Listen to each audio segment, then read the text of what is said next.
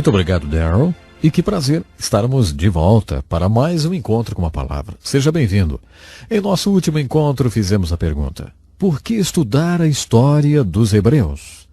Para introduzir o estudo dos 12 livros históricos do Velho Testamento, posteriormente ao livro de Deuteronômio, essa pergunta sempre surge e talvez seja importante a respondermos, não é mesmo? Depois fiz uma apresentação relâmpago da história dos Hebreus contida nos 6 primeiros livros do Velho Testamento. Continuando nossa linha histórica do Velho Testamento, iniciaremos o estudo do livro de Juízes. Esse livro é um elo entre os livros de Josué e de Samuel. O livro abrange um período de 400 anos. Isso é muito tempo. Se considerarmos que nosso país tem 500 anos de história, concluiremos que a história dos Hebreus é muito antiga, não? Só entre os livros de Gênesis e Êxodo há um período de 400 anos. E só o livro de Juízes compreende um outro período de 400 anos de história. Durante os 400 anos nos quais os juízes reinaram, os filhos de Israel passaram por uma transição. Cometeram o pecado de apostasia 7 vezes. Isso significa que se afastaram daquela posição que tinham assumido com Deus. No final do livro de Deuteronômio, Moisés os exortou a voltarem a colocar Deus em primeiro lugar em suas vidas. Josué fez a mesma coisa no final do livro de Josué. O povo assumiu uma posição e declarou: colocaremos Deus em primeiro lugar em nossas vidas e o serviremos. Mas no livro de Juízes vemos que durante um período de 400 anos, eles se afastaram 7 vezes dessa posição. Cada vez que isso acontecia, Deus levantava um inimigo que os conquistava e escravizava. Depois de terem sido escravizados várias vezes por esses inimigos, eles tiveram um reavivamento espiritual. Quando eles clamavam a Deus por livramento, como o que tiveram quando saíram do Egito, Deus enviava um juiz que os libertava. Os juízes eram libertadores. Deus levantou um juiz que foi um verdadeiro salvador e libertador, como Moisés que tirou o povo do Egito. Esse juiz os conduziu por muito tempo depois que os libertou. Geralmente eles tinham paz enquanto aquele juiz vivia. Mas quando o juiz morria, eles voltavam ao mesmo ciclo da apostasia. Durante o período dos juízes, eles passaram por 3 guerras civis. E a terceira foi muito importante. Esses são alguns pontos históricos presentes no livro de Juízes. Depois do livro de Juízes, seguem-se os livros de Samuel. O fator liderança é muito importante nos tempos de Samuel. Deus queria ser o rei do povo. A vontade orientadora de Deus é que o sistema de governo do povo fosse teocrático. Ou seja, Deus reinasse sobre o povo. Para isso, Deus precisava de um profeta e sacerdote, como Moisés tinha sido, que subisse ao monte e intercedesse a Deus pelo povo e que depois descesse o monte e transmitisse as palavras de Deus ao povo. Deus precisava de um sacerdote que intercedesse pelo povo no monte e de um profeta que falasse com o povo no lugar de Deus. Isso era tudo que Deus precisava para reinar sobre o povo. Samuel era esse tipo de líder, um profeta e sacerdote. Durante esse período, o povo procurou seu líder Samuel, o profeta e sacerdote, e disse-lhe: olha, não gostamos desse tipo de governo, desse sistema teocrático de ter Deus como nosso rei. Nós queremos um rei, como todos os outros povos têm. Samuel ficou muito decepcionado. Há muitas passagens na Bíblia que indicam que Deus nunca quis que seu povo tivesse reis. Mas, como vimos no livro de Números, quando eles quiseram carne, Deus lhes deu carne até que saísse pelos narizes, até que enjoassem. Por isso, quando eles disseram que queriam um rei, Deus disse a Samuel: Samuel, não leve isso para o lado pessoal. Eles não estão rejeitando você, eles estão rejeitando a mim. Se eles querem um rei, então eles vão ter um rei. Há 6 livros no Velho Testamento que eram chamados de livros dos reis. 1º e 2º Samuel, 1º e 2º Reis e 1º e 2º Crônicas. Atualmente eles são conhecidos como literatura do reino, porque contam a história dos reis. O primeiro rei chamava-se Saul. Esse definitivamente não obedeceu a Deus. coube a Samuel a emocionante função de contratar esse primeiro rei. Não seria emocionante contratar um rei? Depois de contratar Saul como primeiro rei, empossá-lo e colocá-lo no trono de rei, Samuel descobriu que Saul não obedecia a Deus. Portanto, Samuel teve o prazer de despedir o primeiro rei de Israel. Samuel não teve dúvidas. Despediu-o. Samuel disse: a situação ficou insustentável. Deus não pode trabalhar através de você porque você não faz o que ele manda. Por isso Deus vai tirar o reino de você e vai dá-lo a um homem segundo o coração dele, que fará toda a vontade dele. Deus já encontrou esse homem. Quando o rei assumiu o poder, o profeta e sacerdote ainda estava em cena, mas um pouco mais por trás do pano. Se o rei não obedecesse a Deus, o profeta entrava em cena e o repreendia. Os reis tinham que aguentar os profetas porque a vontade orientadora de Deus era revelada através deles, dos profetas. Se o rei não obedecesse a Deus, o profeta e sacerdote se apresentava como porta-voz de Deus. O segundo rei de Israel foi Davi. E Davi era um homem segundo o coração de Deus, que desejava fazer toda a vontade de Deus. Por isso Deus trabalhou através de Davi. O profeta e sacerdote para Davi foi Natã. Quando Davi pecou, o corajoso profeta Natã entrou em cena, apontou o dedo para Davi e disse: você é o homem, você pecou. Natã passou um sermão em Davi. Davi também tinha o seu profeta e sacerdote, mas Davi foi um bom rei, porque no seu coração desejava cumprir toda a vontade de Deus. Davi foi sucedido por seu filho Salomão e, a princípio, parecia que seria um rei através de quem Deus poderia trabalhar. Ele fez uma linda oração e Deus respondeu segundo o seu pedido. Mas depois, conforme fomos advertidos em Deuteronômio, Salomão afastou-se de Deus e cometeu o pecado da apostasia. Deus não podia mais trabalhar através de Salomão. As consequências que vieram sobre o reino de Salomão são absolutamente incríveis. Podemos chamar essas consequências de o reino dividido e o cativeiro, que não aconteceram como resultado do pecado de Davi. Davi confessou seu pecado e arrependeu-se. Depois que Davi pecou, ele reinou por mais 24 anos. Ao todo, Davi reinou 40 anos.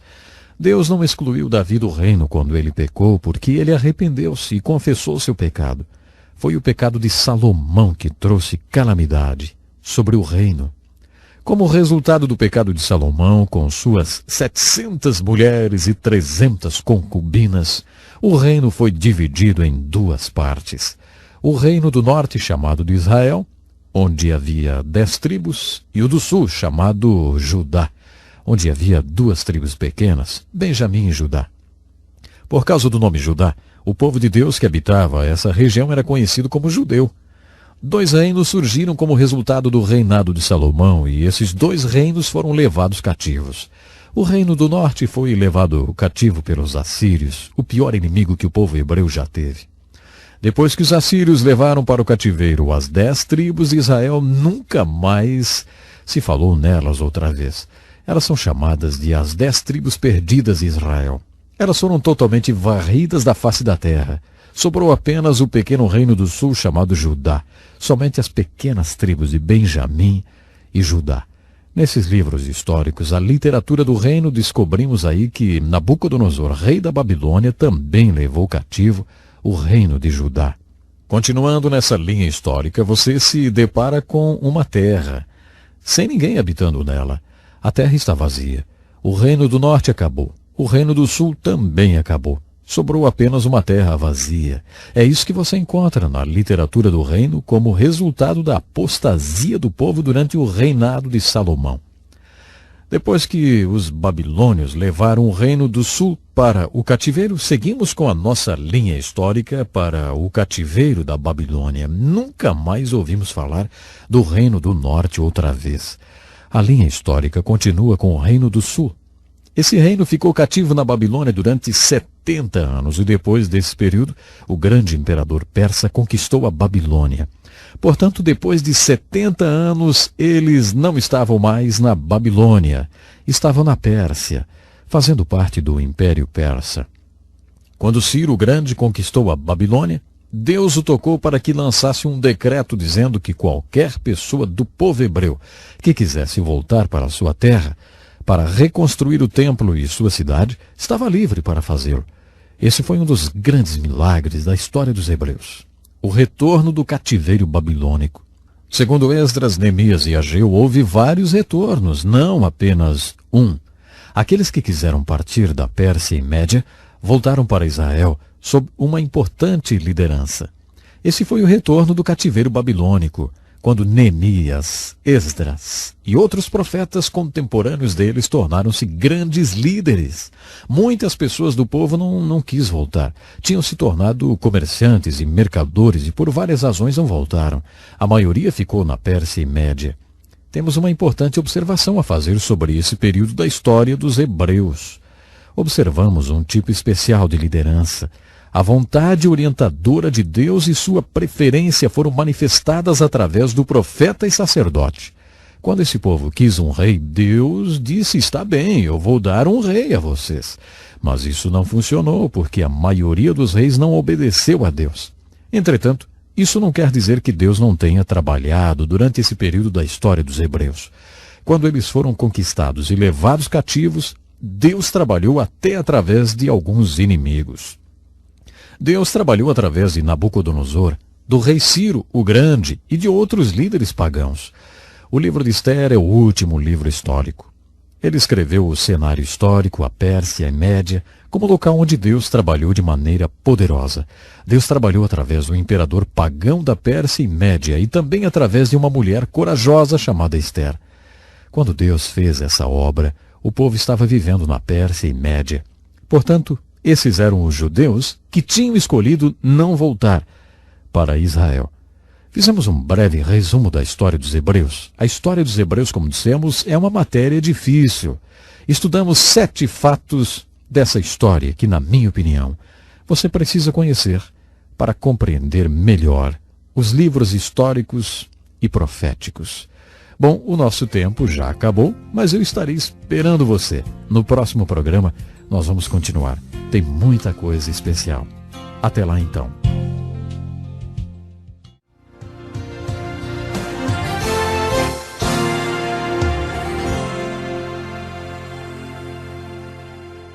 Muito obrigado, Darrell. É sempre um prazer nos encontrarmos para estudarmos juntos a Palavra de Deus. Bem-vindo a mais um encontro com a Palavra. Continuamos nosso estudo no Velho Testamento, estudando agora o primeiro livro histórico, o livro de Josué. Em nosso último encontro, vimos alguns aspectos gerais da história dos hebreus e discutimos sobre a importância de estudarmos a história desse povo e a história em geral. Agora que já chegamos no primeiro livro histórico, vamos analisar alguns aspectos do livro de Josué. O livro de Josué, de certa forma, é o oposto do livro de Números. O livro de Números é uma ilustração da falta de fé. Ele conta que o povo hebreu não entrou na terra prometida das bênçãos de Deus porque não creu. Ele conta e ilustra as impressionantes consequências que um cristão pode vir a sofrer por causa da sua falta de fé. Nele lemos que o povo creu o suficiente para ser liberto do Egito, mas não creu o suficiente para entrar na terra prometida das bênçãos de Deus. Isso ilustra a vida de muitos cristãos hoje, que creem o suficiente para serem salvos de seus pecados do Egito espiritual, mas não possuem o tipo de fé que os faz atravessar o Rio Jordão e entrar na terra de Canaã, reivindicar e receber todas as bênçãos que Deus tem para eles. O tema ou a mensagem devocional do livro de Josué é: tome posse de sua herança espiritual. O autor do livro é Josué. E claro, ele também foi o assistente ou o sucessor de um grande homem de Deus chamado Moisés. Moisés treinou muito bem o seu sucessor e foi por isso que o povo teve tantas vitórias sob a liderança de Josué. Além de treinar Josué muito bem, Moisés também reproduziu características suas no treinamento que deu a Josué, transmitindo para ele toda a sua experiência. Essa didática ocorreu várias vezes nas Escrituras. Elias treinou Eliseu e Jeremias, entre os profetas, teve seus assistentes. Quando chegamos no Novo Testamento, vemos Jesus nomeando 12 discípulos, os quais ele treinou e a quem transmitiu toda a sua experiência. O apóstolo Paulo teve como assistente Timóteo. Vemos esse padrão se repetindo do Gênesis ao Apocalipse. Quando isso não acontece, as consequências são novamente impressionantes. Mas aconteceu aqui, bem no início dos livros históricos, onde também acompanhamos a transferência de liderança de Moisés para Josué. Os nomes Josué e Jesus são a mesma palavra. Jesus em grego e Josué, ou Yeshua, em hebraico. Provavelmente todos nós sabemos que Jesus significa Salvador ou Jeová salva, e Josué tem o mesmo significado. Portanto, a começar pelo nome, esse grande líder é uma figura de Cristo. Em termos de ministério, ele também é uma figura de Cristo. Na minha opinião, Moisés, o grande libertador, é uma figura de Cristo, o grande libertador supremo. Josué, entretanto, é uma figura de Cristo como Senhor, que não apenas nos salva e liberta, mas também nos leva à terra prometida das bênçãos espirituais. Podemos dizer que a palavra-chave da nossa salvação ou da libertação do Egito espiritual é crer. A palavra-chave para entrar na terra prometida das bênçãos espirituais de Deus é obedecer. De certa forma, estamos falando de fé quando falamos sobre obediência. A palavra fé significa compromisso, o tipo de compromisso que faz a pessoa obedecer. Josué tinha 40 anos na época do Êxodo. Lembre-se, Josué e Calebe foram os dois únicos sobreviventes da peregrinação pelo deserto, porque quando eles voltaram de espiar a terra de Canaã, foram os únicos que trouxeram um relatório positivo. Deus levou em conta a fé deles e isso garantiu a sua sobrevivência, assim como aconteceu com Abraão. Mas Josué tinha 80 anos quando recebeu seu chamado para liderar o povo na entrada da terra de Canaã e na conquista de 7 nações que defendiam suas terras e que eram mais fortes do que os israelitas. Quando morreu, Josué tinha 110 anos e durante toda a sua vida demonstrou ser um homem de força, fidelidade, demonstrou liderança, genialidade militar e, acima de tudo, demonstrou muita fé. Ele não ouviu seu chamado de uma sarça ardente como Moisés. Ele não recebeu seu chamado diretamente de Deus. Ele recebeu seu chamado de um velho homem que conhecia Deus e que o conhecia também. Esse velho homem era Moisés, é claro. Quando estudamos a liderança de Josué, observamos um período de transição muito importante. Moisés recebeu a palavra de Deus no Monte Sinai, diretamente de Deus.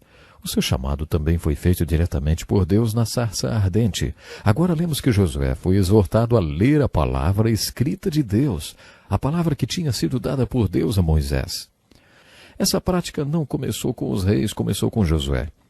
Quando assumiu a liderança, Josué foi informado que deveria obedecer aos mandamentos de Deus. Ele deveria ler os mandamentos de Deus e pensar neles dia e noite. Como já dissemos, a mensagem devocional do livro de Josué é a seguinte: tome posse da sua herança espiritual. Antes de dar a terra de Canaã ao povo de Israel, Deus já tinha prometido aos seus antepassados, Abraão, Isaque e Jacó. O título de propriedade da terra de Canaã era incondicional. Deus a deu incondicionalmente. Mas a conquista e a posse dessa terra estavam condicionadas. Vou enfatizar mais uma vez. A aplicação devocional do livro de Josué é uma figura da nossa bênção espiritual como cristãos. Quando nos achegamos com fé em Cristo, Deus nos dá todas as bênçãos espirituais que nós precisamos. O nosso título de propriedade dessas bênçãos é incondicional, mas a posse e a implementação dessas bênçãos em nossas vidas é condicional. Isso está ilustrado para nós no versículo-chave do livro. Josué, capítulo 1, versículo 3. É o texto-chave de todo o livro. Todos os livros da Bíblia têm um versículo ou um capítulo-chave que servem como um resumo de toda a mensagem do livro. Esse é o versículo-chave de todo o livro de Josué. Quando o povo de Deus estava prestes a atravessar o Rio Jordão e invadir Canaã, ouviram essas palavras: como prometia Moisés, todo lugar em que puserem os pés, eu darei a vocês. Vocês percebem? A terra foi toda dada a eles. Em termos de título de propriedade, eles eram todos dono. Sim, eram donos de tudo, mas não em termos de posse. A lei de possessão determinava que cada metro quadrado da terra de Canaã onde eles pusessem o pé seria dado a eles. Era isso que receberiam, nem mais, nem menos. A aplicação disso para nós é que acontece o mesmo com nossas bênçãos espirituais. A oração, as escrituras, a comunhão com os irmãos, a adoração, a alegria do ministério e o ser parte da solução de Deus para a obra que Ele está fazendo através do seu povo, isso são bênçãos espirituais que estão disponíveis para nós. Deus as dá a toda pessoa que crê. Umas tomam posse dessas bênçãos, mas outras não. O segredo é muito simples. Você tem que colocar o seu pé sobre elas. Você toma posse da oração orando. Toma posse da adoração quando adora. Toma posse das Escrituras quando a lê, compreende e a aplica. Dando um passo de cada vez, você toma posse de seus bens espirituais ou de suas bênçãos espirituais. Muitas pessoas acham que o conteúdo do livro de Josué está mais relacionado com os 5 primeiros livros da Bíblia e que, portanto, deveria ser estudado como um deles. Os 5 primeiros livros da Bíblia são chamados de o Pentateuco, porque eles são 5 livros da lei. As pessoas acham que os livros da lei têm muito mais a ver com a entrada do povo na terra prometida e como o livro de Josué leva o povo para dentro da terra prometida. O conteúdo do livro pertence ao Pentateuco, mas nós descobrimos mais uma linda alegoria da salvação. Em Gênesis você tem as sementes, ou a fonte da salvação. Em Êxodo você tem a libertação da pena ou do poder do pecado através do sangue do Cordeiro Pascal e do poder do Deus que faz milagres. Levítico ilustra o propósito imediato desse tipo de salvação, que é adorar ao Deus que salvou e libertou você. Deuteronômio é repleto de ilustrações que nos encorajam a atravessar o Rio Jordão e entrar na Terra Prometida.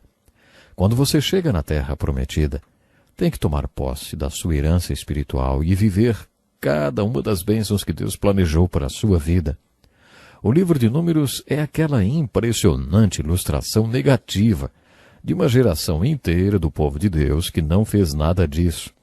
Nesse livro temos a morte de uma geração inteira que não creu, mas como já dissemos, o livro de Josué é a antítese para o livro de Números. O livro de Números apresenta uma grande ilustração de falta de fé, enquanto o livro de Josué afirma: você pode tomar posse de toda a sua herança espiritual. Isso não é maravilhoso? Quando lemos o livro de Josué, aprendemos que podemos conquistar tudo pela fé. Você pode entrar na terra prometida das bênçãos de Deus e viver tudo que Deus planejou para você como cristão. Quando você chega ao livro de Efésios, compreende mais profundamente o que isso significa. Por exemplo, o versículo-chave do livro de Efésios também é versículo 3 do primeiro capítulo. É fácil lembrar dessas duas referências. Josué 1 e 3 é o versículo-chave de Josué. E Efésios 1 e 3 é o versículo-chave de Efésios. Efésios 1 e 3 diz assim: bendito seja Deus e Pai de nosso Senhor Jesus Cristo, que nos abençoou com todas as bênçãos espirituais nas regiões celestiais em Cristo. É um versículo muito bonito e nos ensina várias coisas. Nos ensina, por exemplo, a figura da terra prometida. No Novo Testamento, a terra prometida é o lugar celestial. Então, lembre-se disso. Durante a conversa que Jesus teve com o rabino Nicodemos durante uma noite toda, ele disse que Nicodemos precisava nascer de novo. Nicodemos não entendeu.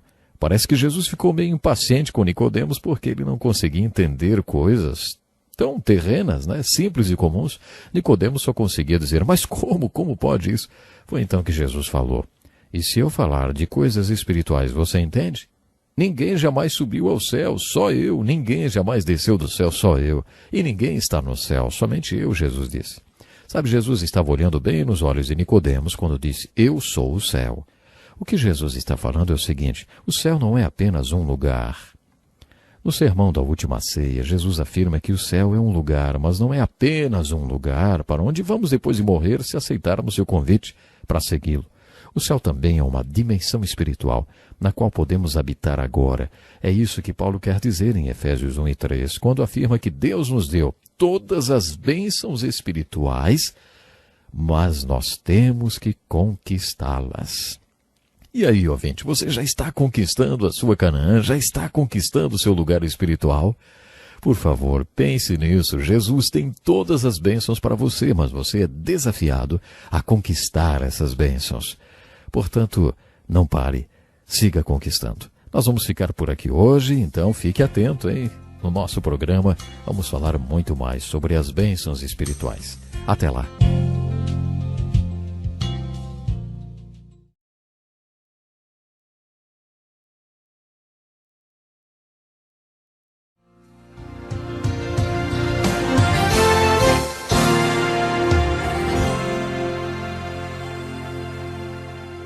Olá, que felicidade grande mais uma vez estarmos juntos para o programa Encontro com a Palavra. Gostaria que você pegasse sua Bíblia e abra sua Bíblia no livro de Josué. Vamos aí para o nosso Encontro com a Palavra e eu gostaria, claro, que você acompanhasse comigo o estudo desse livro. Quando terminamos nosso último estudo, destaquei a aplicação prática e devocional de Josué, capítulo 1, versículo 3. Vimos juntos que Paulo apresenta a mesma mensagem em Efésios, capítulo 1 e versículo 3. O apóstolo Pedro usa as seguintes palavras para falar a mesma coisa sobre a terra prometida e a vida nos lugares celestiais em Cristo. Ele disse assim: seu divino poder nos deu tudo o que necessitamos para a vida e para a piedade, por meio do pleno conhecimento daquele que nos chamou para a sua própria glória e virtude. Que versículo maravilhoso, hein? Que versículo especial! Pedro não sabia ler nem escrever e por isso o objetivo maior de Pedro era conhecer a Deus. Observe suas cartas, ele sempre fala sobre conhecer a Deus. Ele era apenas um velho que conhecia a Deus. Ele não era um estudioso. Dizem que quando, por exemplo, Paulo e Silas se juntavam, Pedro se afastava porque ele não era culto como esses homens. Mas ele era um gigante espiritual, ele conhecia a Deus. Em 2 Pedro, capítulo 1, verso 3, parece que todos os versículos que estamos estudando têm a mesma referência, já notou isso? Bom, Pedro fala sobre o divino poder que nos foi dado. Note bem, isso é um fato. Deus já nos deu tudo o que necessitamos para a vida e para a piedade. Isso quer dizer, tudo aquilo que precisamos para viver uma vida santa, Deus já nos deu por meio do pleno conhecimento daquele que nos chamou para a sua própria glória e virtude. A mesma verdade ensinada novamente. Deus nos deu tudo o que precisamos para vivermos juntos uma vida santa. Você precisa conhecer e se relacionar com Deus. Você precisa conquistar o necessário para viver uma vida santa. Vamos enfatizar mais uma vez. Deus já nos deu tudo o que precisamos. O apóstolo Tiago, em sua carta, diz assim: não tem por que não pedem. Não tem por que não pedem.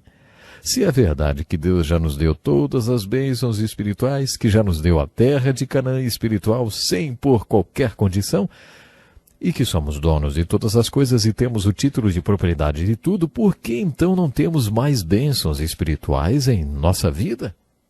Tiago diz que é porque nós não pedimos. Essa é outra maneira de dizer o que os outros versículos dizem e o que o livro de Josué vai repetir cerca de 16 vezes. É porque não cremos. Se todas as bênçãos estão à nossa disposição, por que não as pedimos? Porque não cremos. Deve ser por isso que não pedimos. Uma vez ouvi a história de um pastor que foi para o céu. Quando ele chegou lá, São Pedro lhe deu as boas-vindas. Ei, pastor João, o senhor já chegou? Venha comigo para eu lhe mostrar um pouco do céu. Pedro, com brilho nos olhos, leva o pastor num tour pelo céu. Enquanto caminhavam, o pastor perguntou: para que são todas aquelas caixas compridas e estreitas daquele lado? Pedro respondeu: você se lembra quando sua igreja precisava desesperadamente de bancos? Nós já estávamos com tudo encaixotado, pronto para mandar os bancos, mas você nunca pediu. Aí eles ficaram aí. Depois de caminhar mais um pouco, passaram por uma enorme caixa. Então o pastor perguntou: e aquilo? O que é aquilo? Pedro falou: "Ah, lembra quando você estava precisando de um piano? Nós já estávamos com ele encaixotado, no engradado, tudo prontinho para mandar. Mas você nunca pediu o piano? Ficou aí." E o tour continuou. "Não temos porque não pedimos. Pedro diz que temos tudo. Por que então não tomamos posse do que é nosso? Aparentemente porque não compreendemos que há uma ponte ligando tudo que Deus nos deu à nossa capacidade de reivindicar, de apropriar-se, de implementar e de aplicar. Isso é uma razão porque Deus nos deu o livro de Josué. No livro de Josué encontramos 6 ilustrações sobre fé. Lá no livro de Gênesis, quando Deus quis que soubéssemos mais sobre fé, Ele nos deu 10 ou 12 capítulos que falam sobre Abraão. Deus considera esse assunto tão importante para nós que achou que deveríamos conhecer mais sobre Abraão. Deus nos deu mais capítulos que falam sobre Abraão do que capítulos que falam sobre a história do universo e da terra, sobre o homem e a mulher e sobre toda a história da civilização. O espaço que Deus usou nas Escrituras para falar sobre Abraão é o dobro do espaço usado para falar sobre todas essas outras coisas. Isso porque temos que saber mais sobre fé. E Abraão ilustra a fé. Mas Deus não encerrou o assunto. Quando chegamos ao livro de Josué, encontramos 16 ilustrações importantes que falam sobre esse mesmo assunto. O que é a fé? Como ela funciona? Isso porque fé é a peça principal. Nós temos tudo. Temos a terra de Canaã espiritual, mas não a possuímos.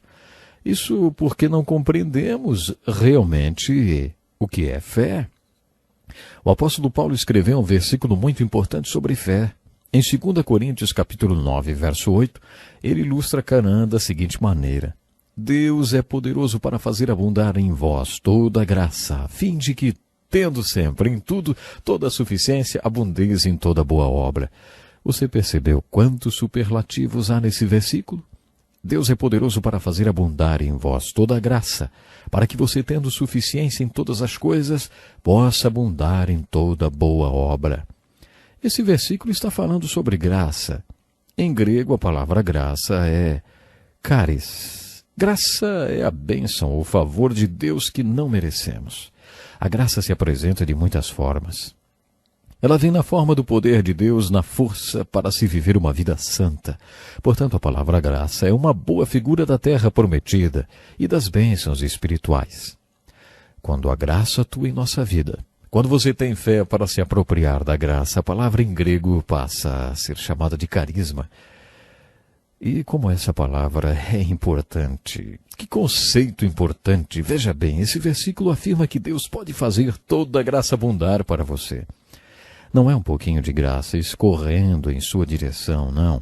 Deus é poderoso para fazer abundar em vós toda a graça, a fim de que, tendo sempre em tudo toda a suficiência, abundeis em toda boa obra. Todo carisma, toda graça, toda suficiência, todas as coisas sempre em todos nós. É isso que Paulo está dizendo. Agora, se isso é verdade, por que não abundamos sempre em toda boa obra e não encontramos sempre a ampla suficiência para todas as coisas? Uma vez fui almoçar com um amigo e quando perguntei: "Como é que vai? Tudo bem com você?" Ele respondeu como sempre responde: "Tudo ótimo, tudo maravilhoso." Eu já estava meio cansado daquela resposta que ele sempre dava. Era segunda-feira e o seu fim de semana não tinha sido muito bom, não. E nem eu estava me sentindo ótimo e maravilhoso. Então eu disse para ele: se você não tivesse se sentindo ótimo e maravilhoso, como é que você responderia a minha pergunta? Aí ele respondeu: eu mentiria para você. E eu disse: então me diga como você está de verdade. Aí começamos a conversar abertamente. Você já teve um daqueles dias em que não se sente dono de nenhuma daquelas bênçãos espirituais? Se Deus nos faz abundar em toda graça para que tenhamos plena suficiência em todo o tempo, por que temos dias ruins? Há várias respostas para essa pergunta. Conheço uma história que ilustra bem o que quero dizer. Um homem rico ia passar suas férias de verão numa ilha turística e mandou seu carro esportivo de navio antes de viajar. Quando chegou lá, ele ficou decepcionado ao descobrir que a velocidade máxima permitida em toda a ilha era de 30 quilômetros por hora e que todos só andavam de ciclomotores, umas mobiletes. Sempre que saía com seu carro de motor super potente, esporte e tal, acabava atrás de uma mobilete ou de uma velha lambreta lenta e caindo aos pedaços. E lá atrás estava ele com seu carro esportivo. Um dia, quando ele estava atrás de mais um velhinho e não aguentava mais aquilo, ele trocou de marcha e fez uma ultrapassagem. Acelerou até 45 quilômetros por hora. Aconteceu que o velhinho que estava na lambreta logo alcançou. Automaticamente, ele acelerou para 55 quilômetros por hora. E o velhinho colou na sua traseira outra vez. Então acelerou até 65 quilômetros por hora. E outra vez o velhinho com a lambreta veio atrás dele. Quando ele percebeu o que estava acontecendo, parou no acostamento. O velhinho parou atrás. Ele saiu do carro e foi falar com o velhinho. Puxa vida, que tipo de motor que o senhor colocou na sua lambreta, hein? O velhinho falou, não é motor, não senhor. Foi o meu suspensório que ficou preso no seu para-choque. Pois bem, a razão pela qual muitos cristãos, quando tentam seguir a Cristo, são inconstantes é porque estão presos a alguém que tem um motor turbinado espiritualmente. Acho que essa é uma das respostas para aquela pergunta. Se Deus pode nos fazer abundar em toda graça, por que não temos mais força espiritual, então? Uma vez perguntei a uma freira o que ela achava do movimento carismático na Igreja Católica. Ela me disse que quando esse movimento começou, ela teve algumas dúvidas e foi conversar com seu bispo e perguntou a ele, Bispo, os carismáticos vão para o céu? O bispo respondeu, se eles não passarem direto. Quando pensamos em carisma, muitas coisas vêm à nossa mente. No livro de Josué existe uma terra que, em termos geográficos, são literais. Essa terra é a terra de Canaã. O povo de Deus teve que entrar nela, conquistar. Conquistar uma cidade cada vez, derrotar uma nação por vez. Mas a aplicação devocional do livro de Josué, que é o que nos interessa, não tem a ver com uma terra geograficamente falando. Tem a ver com o carisma. Tem a ver com graça. Você acredita que Deus pode fazer você superabundar em toda a graça? Não estamos falando do Billy Graham ou do seu pastor. Estamos falando de você. Você superabundar em graça para não, de vez em quando, mas sempre encontrar em Deus e na sua graça a suficiência para fazer aquilo para o que Ele o chamou. Não fraquejando, mas superabundando em tudo para viver o que Ele planejou para você. A terra de Canaã ilustra o propósito de salvação para o povo de Israel e sua libertação do Egito, que é a salvação. Canaã é a figura do propósito da salvação deles. Segundo o apóstolo Paulo, Deus nos salvou pela graça, mediante a fé. De acordo com Paulo, essa salvação não vem de nós mesmos, é um presente de Deus e precisamos viver esse presente, essa graça. Infelizmente eu tenho que parar por aqui, mas no próximo programa vou continuar a falar um pouco mais sobre os grandes ensinos do livro de Josué. Leia o livro de Josué, esteja na palavra, pois quando o povo de Deus entra na palavra, e a palavra de Deus entra no povo de Deus, coisas maravilhosas acontecem. Programe-se então para estarmos juntos aí outra vez no próximo encontro com a palavra. Até lá.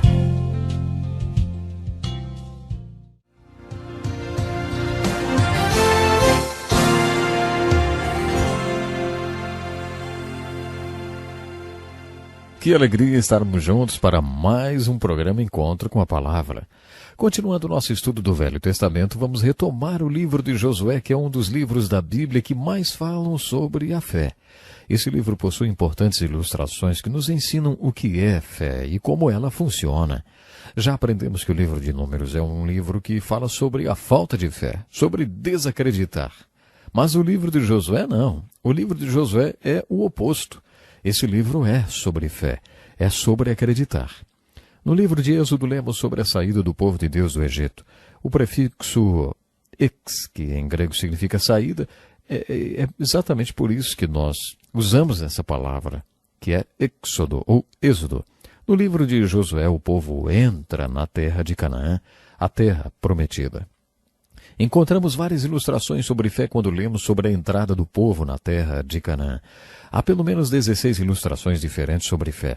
Quando estudamos o livro de Josué e colocamos todas essas ilustrações sobre fé juntas, aprendemos como tomar posse dos nossos bens espirituais, ou como receber o carisma de Deus para podermos abundar em toda boa obra. A primeira coisa que vemos no livro de Josué é o que podemos chamar de perpetuação da fé. Logo no início, Moisés passa a capa de liderança para Josué, e que Josué ficou cheio do Espírito depois que Moisés pôs as mãos sobre ele, isso todo mundo sabe. Você sabe, não?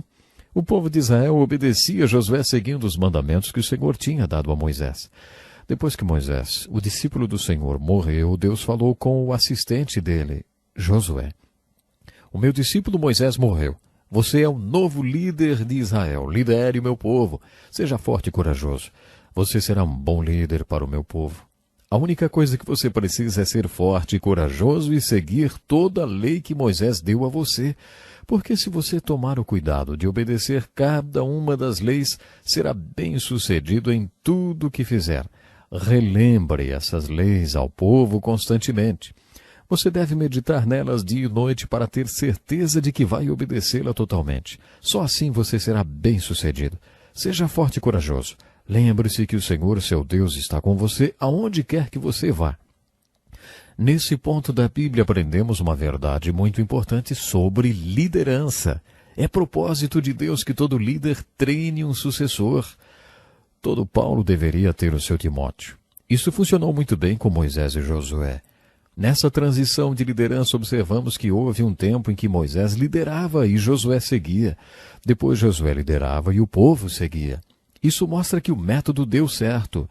Nos primeiros capítulos de Josué observamos o que podemos chamar de perplexidades da fé, ou problemas perplexos da fé.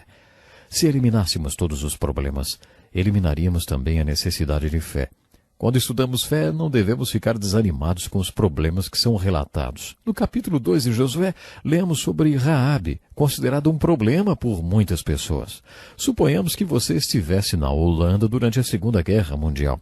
Você é Corrie ten Boom, e Deus colocou no seu coração que você deve esconder judeus no sótão e no porão de sua casa. Deus deu a você a convicção de que o genocídio do povo judeu é absolutamente horroroso e uma abominação aos olhos de Deus.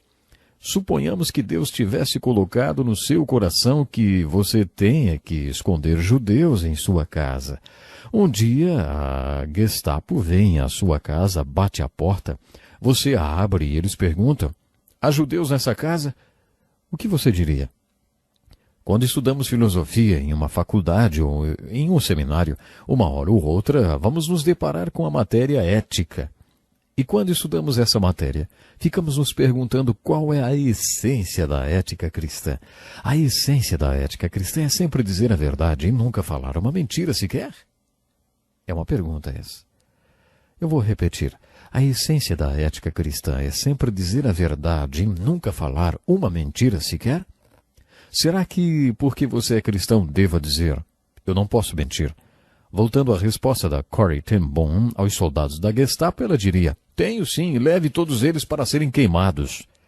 Aí então, enquanto eles levavam os judeus para serem mortos e queimados, você ficaria lá assistindo a cena e dizendo para si mesmo: eu continuo sendo a mesma pessoa correta e justa de antes. Fico muito triste com o que está acontecendo com esses judeus que estão sendo queimados por Hitler, mas sou muito justo e não posso mentir. É essa a essência da ética cristã? No capítulo 2 de Josué, Raabe, a prostituta, responde a nossa pergunta. Chegaram alguns judeus na sua casa e ela os escondeu. Quando as autoridades vieram perguntar sobre o paradeiro dos judeus, ela lhes deu pistas falsas e os mandou para outro lugar. Ela foi honrada por isso. No Novo Testamento, no capítulo 11 de Hebreus, Raabe, a prostituta, é mencionada como heroína da fé. O fato de ter escondido os judeus e depois ter mandado as autoridades atrás do vento salvou a sua vida.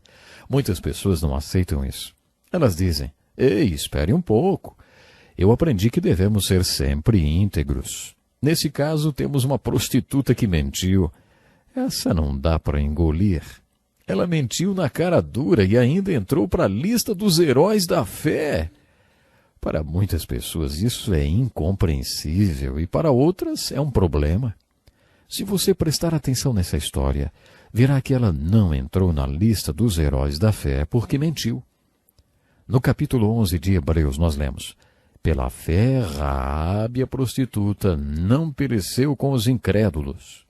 Quando os judeus espias foram para a casa de Raabe, a prostituta, ela demonstrou sua fé nas palavras que disse. Ela disse: eu sei que o seu povo representa o Deus vivo e verdadeiro. Muitos na cidade estão morrendo de medo. Sabemos que Deus está com vocês.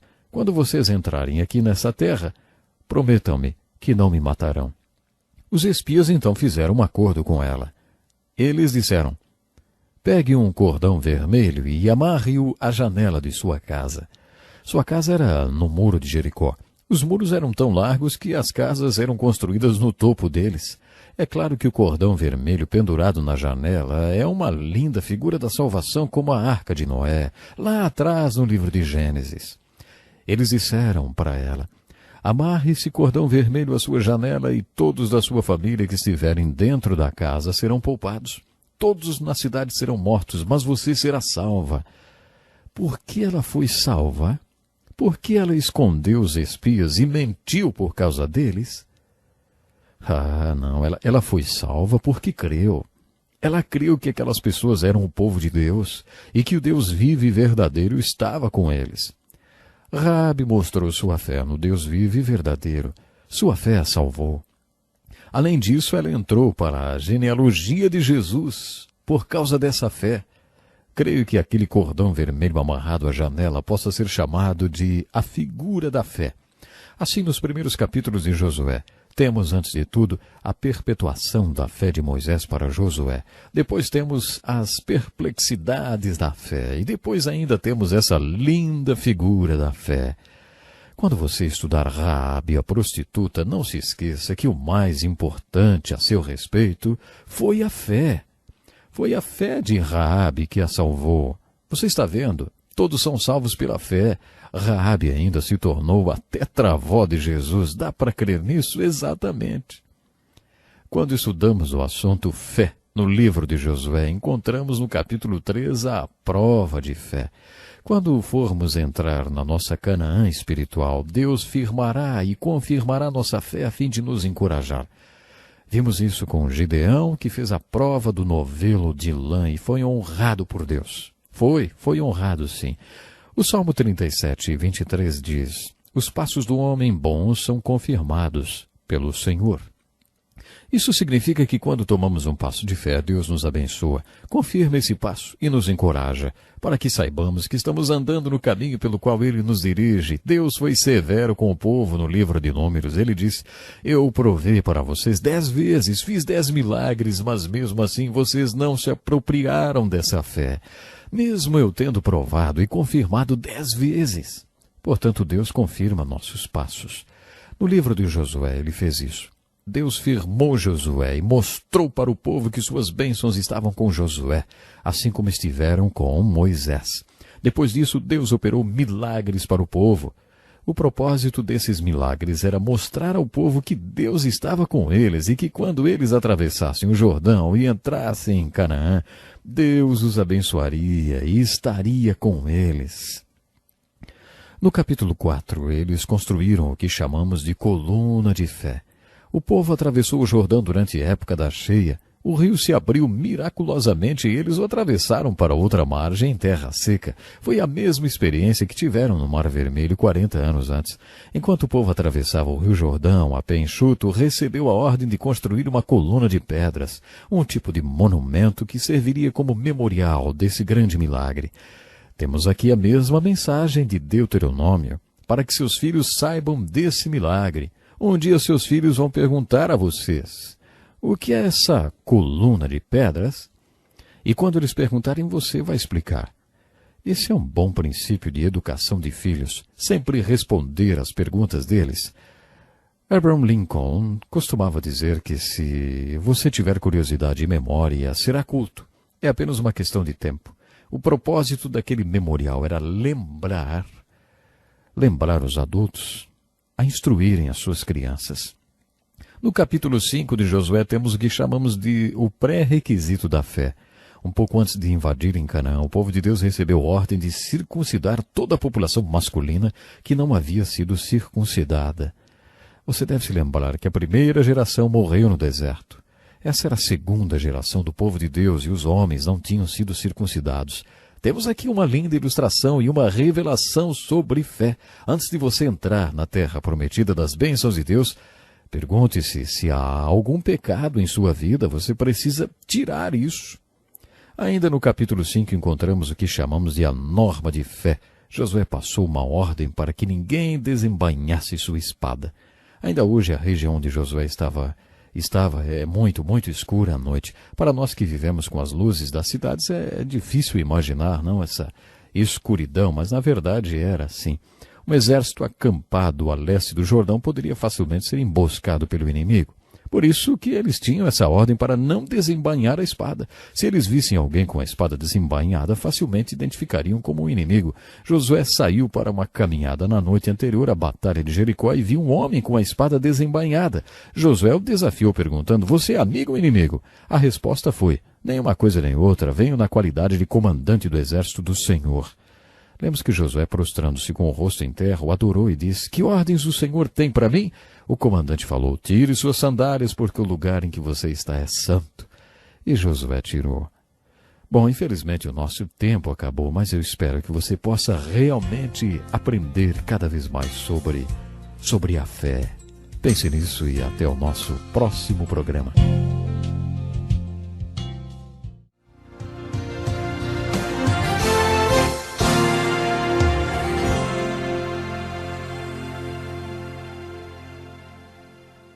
Muito obrigado, Darrell, e chegou o momento de juntos estudarmos mais um pouco da inspirada e santa palavra do nosso Deus. No capítulo 6 do livro de Josué, lemos o plano estratégico que o Senhor Deus deu a Josué na noite anterior à batalha. Esse plano foi seguido ao pé da letra. O povo de Deus recebeu ordens para sair do acampamento e marchar ao redor da cidade de Jericó.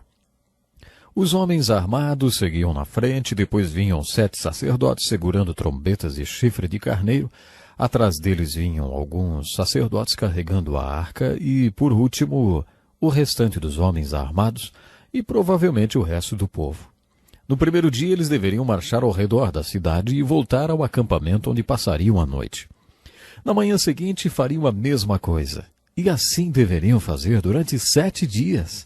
No entanto, no 7º dia, eles deveriam marchar ao redor da cidade 7 vezes. Eles receberam ordens de dar um total de 13 voltas ao redor da cidade.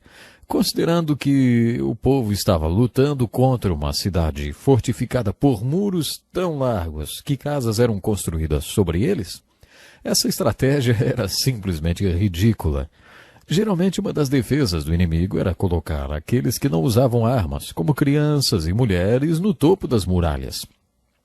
Quando o inimigo aproximava-se dos muros, era atacado com carvão em brasa e pedras que vinham do alto das muralhas. Lembre que um dos maiores generais de Israel, Abimeleque, morreu porque se aproximou muito do muro quando seu exército atacou uma cidade. Encontramos essa história no livro de Juízes. Uma velha segurava uma pedra de moinho de 45 centímetros de diâmetro. Eles moíam milhos com aquele tipo de pedra. Aquela senhora jogou a pedra bem na cabeça de Abimeleque. Com seu crânio fraturado, Abimeleque disse a seu escudeiro: "Pegue a sua espada e mate-me para que não digam que uma mulher matou Abimeleque." Eles o atravessaram com a espada, assim ninguém pôde dizer que uma mulher o matou. Isso se tornou um alerta de estratégia de guerra para Israel. Nunca se aproxime muito do muro, porque foi assim que uma velha matou Abimeleque. Dá para você imaginar o que Deus mandou Josué fazer? Leve todo o povo para o muro de Jericó e marche ao redor dele, bem ao redor dele. Arrisque o povo colocando-o próximo ao muro. Faça isso 13 vezes. Todos deveriam ficar em completo silêncio, exceto os sacerdotes que deveriam tocar suas trombetas de chifre de carneiro. Esse era o único barulho que podiam fazer. Imagine se você estivesse no topo do muro. Você vê aquele povo bem conhecido se aproximando. Como Raabe disse, o povo de Israel era temido e respeitado naquela cidade. Você diz para você mesmo, nossa, eles estão vindo na direção do muro. O que estão carregando naquela caixa? Será que é uma arma secreta? Será que vão explodir o muro ou alguma coisa parecida? O que significam aquelas trombetinhas esquisitas que aqueles sacerdotes estão tocando? Você não acha que as pessoas no topo do muro falaram esse tipo de coisa? Depois que os filhos de Israel marcharam ao redor da cidade e voltaram para o acampamento outra vez. Tenho certeza que a cúpula daquela cidade queimou muito óleo em reuniões sem fim, tentando descobrir o que aquele povo pretendia. Na manhã seguinte aconteceu a mesma coisa. O povo de Jericó deve ter ficado muito espantado porque nenhum deles jogou nada no povo de Israel. Eles devem ter se perguntado, mas o que essa gente está planejando?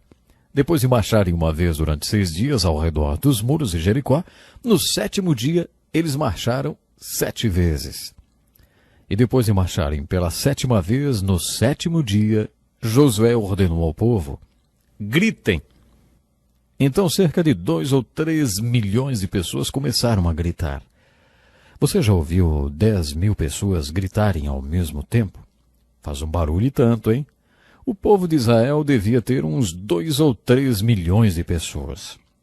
Imagine o barulho que esse povo fez, gritando todos ao mesmo tempo. Alguns teólogos dizem que a marcha do povo ao redor dos muros causou uma vibração que provocou a queda dos muros. Outros dizem que foi o grito do povo que fez com que os muros caíssem. Como na abertura do Mar Vermelho, é necessário ter mais fé para acreditar em algumas explicações dos teólogos do que para crer que foi um milagre. Um milagre e pronto. O livro de Hebreus esclarece esse ponto para nós. Nesse livro lemos que as muralhas caíram pela fé. Creio que foi exatamente isso que fez os muros caírem. Fé. Especialmente a fé de Josué. Josué ficou bem lá na frente, liderando todo aquele povo. Foi preciso ter fé. Aquele homem precisou de fé para expor todo o povo a tantos riscos junto àquelas muralhas. As muralhas de Jericó eram muito largas. Se hoje você pudesse ir a Jericó e ver as escavações dessas muralhas, poderia até pensar que elas ainda estão de pé, de tão largas que eram. Na verdade, estão deitadas no chão. Se você visse essas muralhas, veria que elas caíram deitadas no chão. E estão assim até hoje, para todo mundo ver, deitadas no chão. Alguns atribuem essa queda a um terremoto. Se foi um terremoto, aconteceu na hora certíssima. Depois de Josué ter obedecido a Deus em todos os detalhes, houve um terremoto e o terremoto engoliu as muralhas. Lemos que o chão se abriu e as muralhas tombaram. Qual é a aplicação devocional da história de Josué e da batalha de Jericó? Creio que a aplicação seja essa. Quando Josué liderou aquele povo nas 13 voltas ao redor de Jericó, ele tinha um plano. Militarmente falando, era um plano ridículo. Josué tinha um bom plano militar. Por que Josué seguiu o plano ao pé da letra? Por que ele tinha uma certeza a respeito daquele plano? Josué sabia que aquele era o plano de Deus. Ele sabia que tinha sido Deus que tinha mandado. Por isso mesmo, parecendo ridículo, ele executou aquele plano. No livro de Josué, o capítulo 6 fala da batalha de Jericó e descreve o tipo de fé que nos possibilita entrar em nossa terra prometida espiritual e receber o carisma para viver uma vida de santidade. Esse tipo de fé é prático, não é nada místico nem subjetivo. Não é difícil entender o conceito de fé. Fé é obediência. Obediência é uma expressão de fé, porque fé é caminhar. A verdadeira aplicação da história de Jericó é: a fé que caminha é a fé que funciona, e é esse tipo de fé que vence a batalha. A fé que venceu a batalha de Jericó foi a fé que funcionou. A fé que andou ao redor de Jericó. Agora eu pergunto, você tem esse tipo de fé? Por acaso você acha que fé é algum tipo de proposta intelectual? No Novo Testamento, Jesus afirmou que suas palavras não eram apenas palavras de um rabino. Ele disse: as palavras que eu ensino a vocês São as palavras de Deus. No capítulo 7 de João, quando as pessoas perguntaram, mas como pode ser isto? Jesus respondeu, se desejar fazer minha vontade, saberá se o meu ensinamento vem de Deus ou se é apenas um ensinamento de mais um rabino. O que Jesus quis dizer foi que se você realmente quer obedecer e quer saber, terá que colocar em prática. Terá que tomar uma atitude. Essa abordagem é contrária ao intelectual. O intelectual sempre costuma dizer, ei, você tem que me convencer para eu sentir voluntariamente. Você tem que me convencer, aí eu sinto e sigo voluntariamente. Mas Jesus disse, é exatamente o contrário. Você se compromete voluntariamente e depois se convence intelectualmente. Primeiro você anda ao redor de Jericó e depois descobre a fé que funciona e a fé que dá vitória. Mas antes você tem que se comprometer a andar. Os intelectuais há séculos dizem, ver para crer. No Salmo 27, as Escrituras colocam as coisas de outra forma. Davi, com toda a sua experiência de vida, disse, tenho esta certeza, viverei até ver a bondade do Senhor na terra. O intelectual diz, ver para crer. Mas Deus diz, crer para ver. É essa a ilustração da batalha de Jericó. Quando os filhos de Israel se dispuseram pela fé a rodear Jericó 13 vezes, eles provaram Deus e Deus os provou.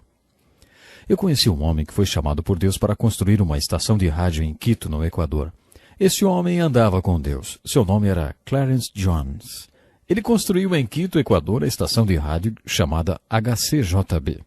Segundo ele, um dia Deus colocou no seu coração o desejo de construir a torre que transmitiria o sinal da estação no topo de uma montanha específica.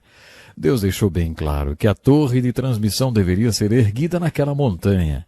Ele chamou isso de o radar divino. De acordo com o Dr. Jones, através de seu radar, Deus mostrou exatamente onde a torre deveria ser construída. Os engenheiros que trabalhavam no projeto disseram, ei, Dr. Jones, deve haver algum engano nisso. A quantidade de minerais nessa montanha causará interferência e magnetizará o sinal, impedindo a transmissão. Dr. Jones voltou ao seu posto de oração. Orou e Deus disse a ele, é nessa montanha que eu quero que você construa a torre. Dr. Jones desafiou com sua fé os engenheiros e os conselhos dos especialistas. Ele disse, coloque a torre naquela montanha, assim mesmo. Os minerais que os engenheiros disseram que destruiriam o sinal, fizeram exatamente o contrário. Eles serviram para refletir o sinal e transmiti-lo para todo o mundo. Dr. Jones foi convidado para dar palestras em vários países sobre esse milagre eletrônico que descobriu quando colocou a torre naquela montanha. Foi tratado como gênio. Durante essas palestras, ele pregava um sermão que chamou de o radar divino. Sabe, agradeço a Deus pelas vidas das pessoas que ainda creem no radar divino. Creio que Deus fala conosco em particular. Deus nos revela seu plano e diz o que Ele quer que façamos. Algumas vezes Deus testa a nossa fé deliberadamente com o seu plano. Como Ele fez com Josué na conquista de Jericó. O plano que Deus deu a Josué era militarmente ridículo. Deus deu a ele um plano daquele para testar a fé. Se você conhece bem a Deus, pode confiar no seu radar divino e saber que é Ele que está mandando você fazer. Façam tudo o que Ele mandar. Foi isso que a mãe de Jesus disse aos servos em Caná da Galileia. Façam o que Ele mandar. Se você sabe que é Deus que está mandando você fazer alguma coisa, faça com toda a segurança.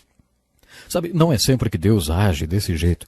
Você observará isso na Batalha de Ai, quando Josué demonstrou que era um gênio em estratégia militar. Deus tem um propósito e ordem para tudo que Ele faz. Ele tem um plano cuidadoso e maravilhosamente traçado. Às vezes Deus testa nossa fé como fez com Josué. Mas quando você estiver estudando o livro de Josué, lembre-se de que o capítulo 6 é o capítulo-chave do livro que nos ensina que a fé é prática. A fé caminha, a fé funciona. A fé vence as batalhas da vida. O nosso tempo hoje está terminando, mas esteja conosco na continuação do estudo do livro de Josué, no nosso próximo programa. Convide um amigo para estar também acompanhando o programa Encontro com a Palavra. Até lá, então.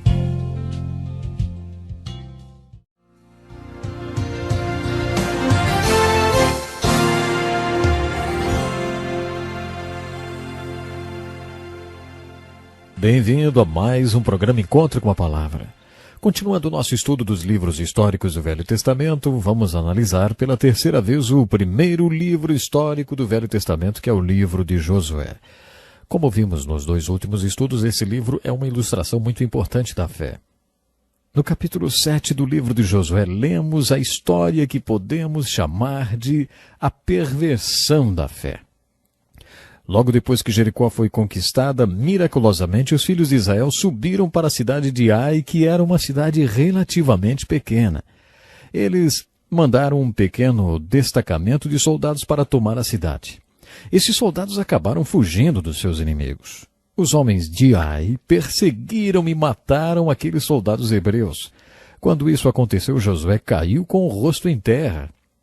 Por que Josué caiu com o rosto em terra? Porque ele ficou prostrado quando ouviu que seu exército tinha sido derrotado na cidade de Ai? Aquilo queria dizer algo. Eles só conquistaram a cidade de Jericó porque o Senhor estava com eles e porque eles fizeram tudo o que Deus mandou que fizessem. A única esperança do povo era que Deus estava com ele e Josué sabia disso. Porque Deus estava com eles, eles conquistaram Jericó. Se eles tinham sido derrotados na cidade de Ai, significava que Deus não estava com eles. Deus não estava abençoando o povo. Então Josué soube que o problema não era militar, o problema era espiritual. Uma vez ouvi um servo de Deus dizer o seguinte: se ouvirmos falar que algum banco ou uma grande empresa como a General Motors ou a Volkswagen faliram, lamentamos a notícia. Mas não precisamos fazer uma reunião de oração por causa disso.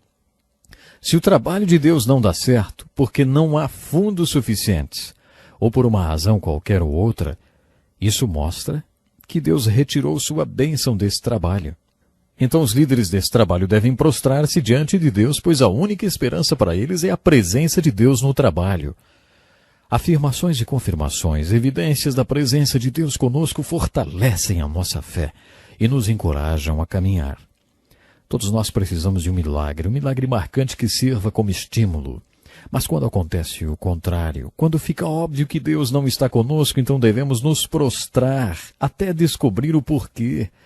A razão pela qual Josué caiu com o rosto em terra e orou quando soube da derrota na cidade de Ai é explicada no capítulo 7. Quando os filhos de Israel conquistaram a cidade de Jericó, que foi a primeira cidade a ser conquistada na terra de Canaã, todo o espólio teve que ser dado a Deus, aos sacerdotes. O espólio foi para o tesouro dos servos de Deus. Essa é a lei do dízimo. A palavra dízimo, como vimos em Deuteronômio, não quer dizer apenas a 10ª parte, mas também a primeira 10ª parte. A primeira 10ª parte de tudo é de Deus. De acordo com Deuteronômio, o propósito do dízimo é ensinar o povo a colocar sempre Deus em primeiro lugar em sua vida. Por isso, quando eles conquistaram a primeira cidade, Deus disse: vocês não ficarão com nada do espólio, ele é todo meu. Quando o povo de Deus estava no meio da batalha de Jericó, um homem chamado Acã viu uma capa babilônica e achou-a muito bonita. Ele também viu prata e ouro. Existe um padrão conhecido de pecado. Ele é: vi, desejei, peguei. Acã pegou a capa e certa quantidade de prata e ouro e escondeu tudo isso. Ele pecou porque todos foram explicitamente instruídos a não pegarem nada do espólio, mas ele pegou, roubou, mentiu e enganou. Foi por isso que o povo de Deus foi derrotado na batalha de Ai. Aprendemos uma lição sobre o pecado com essa atitude de Josué prostrado diante de Deus. Tanto nessa história como na história de Moisés no Mar Vermelho, aprendemos que há certas ocasiões em que a vontade de Deus é tão óbvia que orar torna-se até imoral. 2 vezes Deus repreendeu seus servos por estarem orando. Quando os exércitos do Egito estavam perseguindo os filhos de Israel, quando eles estavam diante do Mar Vermelho, Moisés caiu com o rosto em terra em oração. Deus disse a ele: por que é que você está clamando a mim? Diga aos filhos de Israel que avancem. Deus estava dizendo para Moisés. E nós vimos isso no livro de Êxodo, lembra? Você lembra disso? Deus disse: a minha vontade é tão óbvia. É até imoral você orar nessa hora. Diga ao povo que marche. Diga a eles para começarem a caminhar nas águas. Deus achou que sua vontade era óbvia e que seria óbvia para Moisés também. Era imoral da parte de Moisés orar pedindo a vontade de Deus, porque a vontade de Deus era muito clara. A outra vez que Deus repreendeu um servo seu por estar orando, foi quando Josué se prostrou diante dele. Foi depois da batalha de Ai. O Senhor disse a Josué: levante-se, porque é que você está com o rosto em terra? Fazendo uma aplicação disso, podemos afirmar que há momentos em que é imoral fazer uma reunião de oração. Quando a vontade de Deus é clara, é óbvia. Sabe, aí é hora de agir e não de orar. Deus disse a Josué: Israel pecou, violou a aliança que lhe ordenei. Apossou-se de coisas consagradas, roubou, escondeu e colocou junto de seus bens. Por isso os israelitas não conseguiam resistir aos inimigos. Não estarei mais com vocês, se não destruírem do meio de vós o que foi consagrado à destruição. Foi então que Josué teve que passar em revista as tropas. Ele mandou que todas as tribos se apresentassem. Deus, o Espírito Santo, indicou de qual tribo vinha o pecado. É dessa tribo, então a tribo veio à frente, um clã de cada vez, e Deus disse: é desse clã. Então veio uma família de cada vez daquela clã, e Deus disse: é dessa família. Quando a família apresentou-se à frente de Josué, Deus disse: é esse o homem, seu nome é Acã. Depois dessa busca que Josué fez no meio de todo o seu povo, Acã teve certeza que Deus estava com ele. Josué não precisou fazer muita coisa para que Acã confessasse. Ele disse a Acã: por que você pecou contra Deus? Acã fez aquela confissão padrão: bom, eu vi, desejei e peguei. Acã foi destruído com tudo que possuía. A seguir, Deus disse: voltem para Ai, e eu serei com vocês agora. O objetivo do nosso estudo é tirar uma aplicação devocional de cada lição. Nesse caso, a aplicação é bem óbvia. Deus não estará conosco se houver pecado em nossas vidas. Em vários trechos, as Escrituras afirmam que Deus não estará conosco se houver desejo de pecado em nossas vidas. Segundo as Escrituras, o pecado causa um curto-circuito em nosso relacionamento com Deus. Os filhos de Israel não puderam nem entrar na terra de Canaã, até que todos os homens fossem circuncidados. Eles não teriam as bênçãos de Deus sobre eles se não andassem em obediência. Nós também não podemos esperar as bênçãos de Deus sobre nós e sobre as coisas que fazemos se estivermos em pecado, mesmo que os outros não saibam de nada. A palavra confessar é composta de duas palavras: falar, a mesma coisa. É isso mesmo, duas palavras: falar e a mesma coisa. Ou seja, falar a mesma coisa, isso é confessar. Fazendo uma aplicação disso, quando você confessa o seu pecado, é como se estivesse revistando seus atos e obras diante de você mesmo, e em determinado momento Deus apontasse o pecado em sua vida. Quando Deus aponta o dedo para o pecado em nossa vida, de acordo com o apóstolo Paulo em Colossenses, você deve eliminar esse pecado para que as bênçãos do Senhor retornem para você. Outra lição que aprendemos é que mesmo que o pecado seja tratado e confessado, haverá consequências. É isso que está ilustrado nessa história como a eliminação de Acã. A ilustração positiva está na volta do povo para a cidade de Ai. Como dissemos em nosso último estudo, na Batalha de Ai, Josué demonstrou ser um gênio em estratégia militar. Se você se interessa por assuntos sobre guerra e estratégias militares, vai gostar da história da segunda Batalha de Ai. As tropas de Josué atacaram a cidade como fizeram da primeira vez. Quando isso aconteceu, os homens de Ai pensaram: pronto, lá vem os israelitas outra vez. Eles saíram da cidade e começaram a perseguir os israelitas como da primeira vez. Na noite anterior, Josué tinha colocado 30.000 homens atrás da cidade para que eles a atacassem por trás e a tomassem quando seus homens saíssem à cidade para perseguir o primeiro destacamento de Israel. Os israelitas incendiaram a cidade. Perto da cidade de Ai ficava a cidade de Betel. Josué colocou 5.000 homens apostos junto dessa cidade para interceptar qualquer ajuda aos soldados de Ai. Quando os 30.000 homens incendiaram a cidade, os homens de Ai que estavam perseguindo Josué e seu povo viram a fumaça na cidade e perceberam que tinham sido enganados, que tinham sido emboscados. O exército de Josué deu meia volta e começou a lutar com os soldados de Ai. Os 30.000 israelitas saíram da cidade de Ai e os atacaram por trás. Depois vieram os homens que estavam em Betel pelos lados e o povo de Ai ficou totalmente cercado. Eles foram destruídos. Esse plano demonstrou que Josué era ótimo estrategista militar. Ele não poderia pôr em prática, nesse caso, o plano de batalha de Jericó. As batalhas de Ai e de Jericó nos mostram que Deus às vezes nos dá um plano ridículo só para testar a nossa fé. Mas isso não é regra, não acontece sempre. É exceção. A regra é: Deus é um Deus de ordem e de projeto. Por isso podemos contar que Deus e os homens de Deus têm um plano. Quando jovem, eu era um pastor muito imaturo e achava que para uma pessoa ser espiritual tinha que ser desorganizada. Eu era indisciplinado e desorganizado e dizia: olha, eu não vivo buscando as coisas do mundo e por isso lamento se isso incomoda as pessoas. Sou muito espiritual e não preciso organizar nada nem planejar nada do que eu faço. Naquela época eu achava que as coisas aconteciam apenas pela graça de Deus. E se as coisas só dependiam de Deus, eu não precisava fazer nada, nem planejar, nem organizar. Um dia fui pregar em um café da manhã para um grupo de homens e falava sobre os 3 tipos de pessoas que existem no mundo. O grupo vamos ver como que fica, o grupo gente que faz e o grupo não estou sabendo de nada. Sabe, honestamente eu pertenço ao grupo vamos ver como que fica. Não faço planos, eu faço o que Deus me mostra para fazer naquele dia, não faço planos.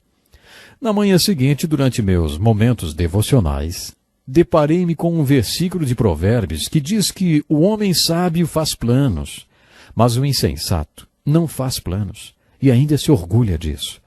Aquele versículo foi a palavra de Deus para mim.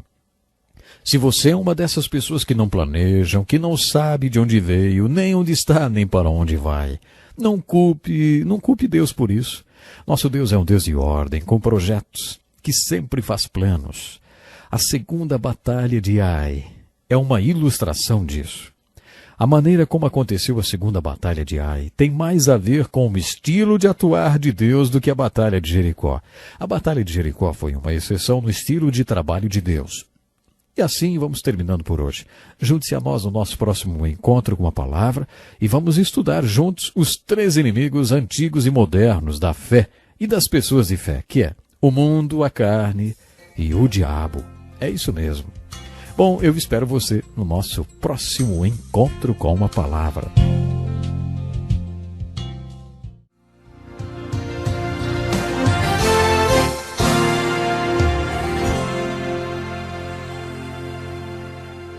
Pegue a sua Bíblia e bem-vindo para mais um programa Encontro com a Palavra, um estudo da inspirada e santa Palavra de Deus. Concluímos nosso último estudo citando os 3 inimigos da fé e das pessoas que têm fé, o mundo, a carne e o diabo. Se você já estiver com sua Bíblia, então abra no capítulo 9 do livro de Josué. Não esqueça, no capítulo 9 do livro de Josué, encontramos outra ilustração sobre a fé, ou pelo menos mais um fator que compõe a fé. Denominei esse capítulo de A Percepção da Fé. Um dos elementos mais importantes da fé é o discernimento. Para viver uma vida de fé, você precisa conhecer a vontade de Deus. Talvez a pergunta que os pastores mais ouçam na vida seja: Ei, pastor, como eu posso saber o que Deus quer que eu faça? Quando as pessoas descobrem que existe a vontade de Deus para as suas vidas, elas querem descobrir qual é. Para saber qual é a vontade de Deus, você tem que ter o Espírito Santo para que ele dê a você discernimento espiritual. E para uma pessoa ter a orientação do Espírito Santo, ela precisa ser uma seguidora de Cristo. A estratégia de Satanás é enganar, simular e imitar tudo que é Deus. Satanás foi um anjo de luz. Se você imagina um inimigo com uma roupa vermelha segurando um daqueles forcados enormes, presas na boca, então você imagina exatamente como ele quer que você o imagine. Ele quer que você o imagine como uma figura mitológica. O poder de Satanás é bem real. Vou repetir, hein? O poder do inimigo é real. Na dimensão espiritual, existe o poder de Deus e o poder do maligno. Nem tudo que é espiritual é do Espírito Santo. É por isso que Moisés nos alerta tão enfaticamente sobre feitiçaria e espiritismo e tantas outras coisas que têm a ver com a dimensão espiritual, mas não com o lado bom dessa dimensão espiritual. No capítulo 9 lemos sobre os gibeonitas. Capítulo 9 de Josué, claro. Assim como Raabe, os gibeonitas perceberam o povo de Israel avançando sistematicamente na terra de Canaã, matando todos os povos inimigos e por isso sabiam que também seriam atacados. Então eles usaram um disfarce. Eles mofaram seus sapatos, roupas e alguns pedaços de pão. Gastaram os seus sapatos nas pedras, até que parecessem que tinham sido usados por muito tempo, e fizeram suas roupas parecerem que eram muito velhas. Eles moravam nos arredores, mas quando foram falar com os filhos de Israel, deram a impressão que vinham de uma terra muito distante. O triste dessa história é que os israelitas não consultaram a Deus a respeito disso. Eles simplesmente fizeram um acordo com essa gente. Os gibeonitas imploraram aos israelitas que fizessem um acordo com eles. Façam um trato conosco. Nós não somos da terra de Canaã. Somos de uma terra muito distante. Sabe, os israelitas não consultaram ao Senhor. Eles tomaram a decisão sozinhos e fizeram um acordo com aquela gente. Logo depois descobriram que, na verdade, os gibeonitas não eram de uma terra distante. Eles era dali mesmo, das terras de Canaã. Eles eram tão incivilizados naqueles dias, vamos dizer assim, que mantiveram o acordo que tinham feito com os gibeonitas e não os mataram. Por isso eles escravizaram aquele povo. Lenin afirmou que acordos, tratos, são como cascas de ovos. Tratos e acordos são como cascas de ovos, ele diz. Foram feitos para serem quebrados. Você sabe, né? Todo mundo hoje quebra acordo, né? Quebra tratos. Isso é uma coisa triste, não é verdade? Bom, mas deixa a palavra do Lenin para lá. Muitas vezes ouvimos que os povos daquele tempo eram incivilizados, mas eles levavam os tratados, os acordos muito a sério. Os homens de Israel não exterminaram os gibeonitas. Os gibeonitas representam um dos modelos dos inimigos, ou dos obstáculos para a nossa fé contidos no livro de Josué. O primeiro modelo está ilustrado em Jericó. Muitos acreditam que Jericó é a figura do mundo, pois somos atraídos pelo mundo como Acã foi atraído pela capa, pela prata e pelo ouro. Vemos, desejamos e pegamos. As coisas do mundo nos distraem, e o mundo é um grande inimigo da nossa fé. Pelo fato do povo de Deus ter subestimado o povo de Ai, muitos consideram a cidade de Ai como a carne. De acordo com William Berkeley, a carne é a parte humana que ainda não foi cuidada por Deus. Geralmente a carne está associada com a nossa tendência ou disposição para o pecado. Jesus disse, o espírito está pronto, mas a carne é fraca. Portanto, o espírito pode vencer a carne se ela estiver sobre a perspectiva correta. A aproximação dos gibeonitas e o trato que eles propuseram ilustra o próprio diabo, porque essa é a forma como ele opera. Eu serei como Deus Altíssimo, foi isso que ele disse. O diabo foi um anjo de luz. Ele não aparece sob uma forma horrorosa, nos tentando para fazermos algo macabro, por exemplo. Geralmente ele se apresenta de uma forma amável, muito bela. Sua estratégia é: não faça o melhor, faça o bom. Não faça o melhor, faça o bom. Se Deus está chamando você para ser um médico missionário, o diabo não vai tentar você para sair por aí roubando bancos. Ele vai tentar você para ser um bom médico, aí onde você está. Sabe, precisamos de bons médicos aqui, isso é bom. Mas se Deus quer que você seja um médico missionário em outro país, isso é o melhor para a sua vida. A estratégia de Satanás é nos convencer a fazer o bom e não o melhor para nossas vidas. É por isso que alguns dizem que o maior inimigo do melhor é o bom. É por isso que os gibeonitas, que eram enganadores, representam o diabo. Em Josué capítulos 6, 7, 8, 9, você tem a figura de 3 obstáculos para a fé. No capítulo 6, o obstáculo é o mundo. Nos capítulos 7 e 8, a carne é representada pela cidade de Ai. E no capítulo 9, os gibeonitas são a figura de Satanás. Em todo o livro de Josué encontramos ilustrações de fé.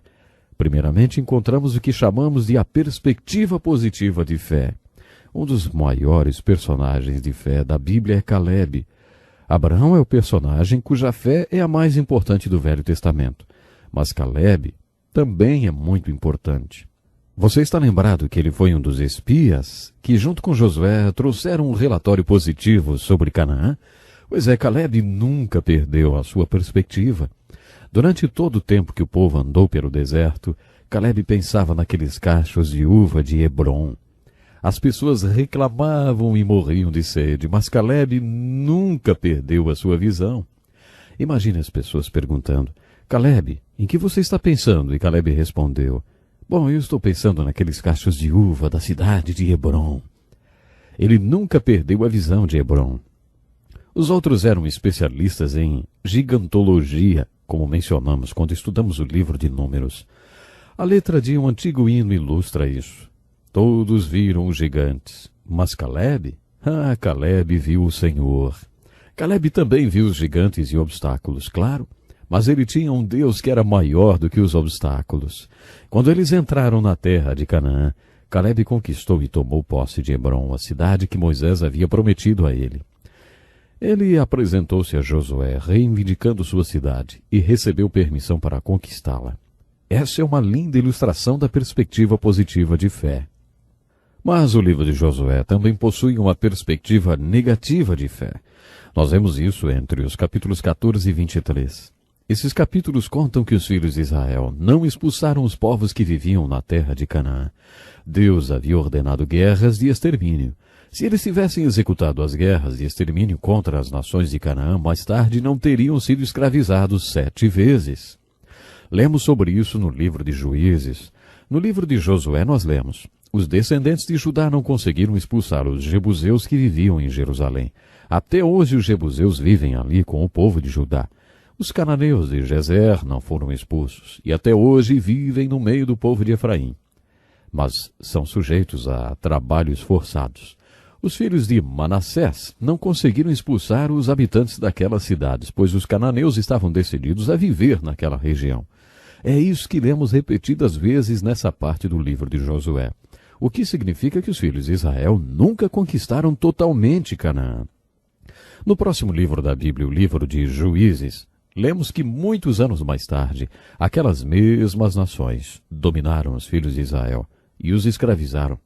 Isso tem uma aplicação devocional. Algumas pessoas fazem referência a conquistar a Canaã que ainda não conquistaram em suas vidas.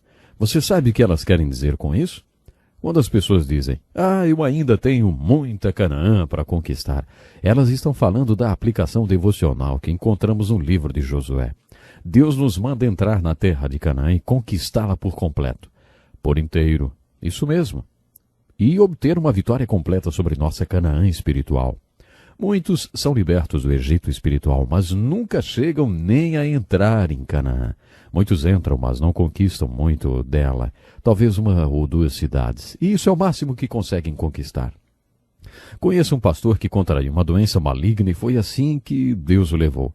Logo depois que ele soube que em breve estaria com Jesus, eu me encontrei com ele.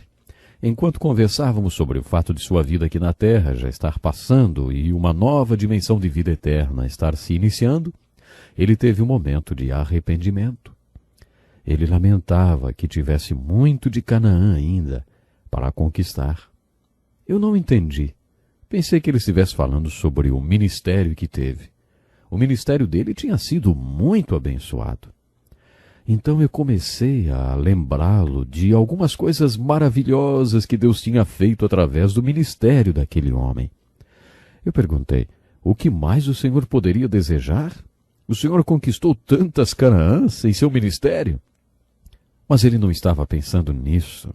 Não, ele disse, eu não estou falando de ministério, eu estou falando da minha vida. Estou falando dos pecados da minha vida. Estou falando desse tipo de Canaã. Tenho tanta Canaã para conquistar. Pois é, conversando com o seu médico, esse pastor falou: eu ainda tenho tanta Canaã espiritual dentro de mim e gostaria de conquistá-la antes de encontrar-me com o Senhor.